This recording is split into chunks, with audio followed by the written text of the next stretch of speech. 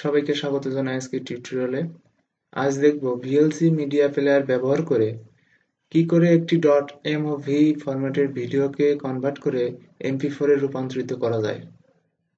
তো চলুন দেখে নেওয়া যাক। আপনার ভিএলসি মিডিয়া প্লেয়ারটি ওপেন করুন।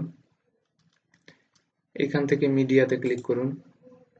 এখান থেকে কনভার্টে ক্লিক করুন। এখানে অ্যাড বাটনে ক্লিক করুন এবং আপনার .mov ফরম্যাটের যে ভিডিওটি সেটি সিলেক্ট করুন এবং ওপেন বাটনে ক্লিক করুন। এখান থেকে কনভার্ট সেভ বাটনে ক্লিক করুন। এখানে প্রোফাইল যেটা সিলেক্ট আছে ডিফল্ট ভাবে এটাকেই থাকতে দিন, তাতে আপনার ভিডিও ভালো রেজুলেশনের হবে।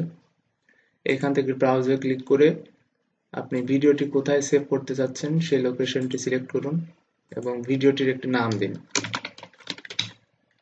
আমি স্যাম্পল নাম দিলাম। সেভ বাটনে ক্লিক করুন এবং ফাইনালি স্টার্ট বাটনে ক্লিক করুন। ভিডিওটি কনভার্ট হচ্ছে। একটু অপেক্ষা করুন যতক্ষণ না পর্যন্ত ভিডিওটি কনভার্ট হয়। আপনার ফাইল সাইজ যদি খুব বেশি হয় তাহলে কনভার্ট হতে বেশ কিছুটা সময় নিতে পারে।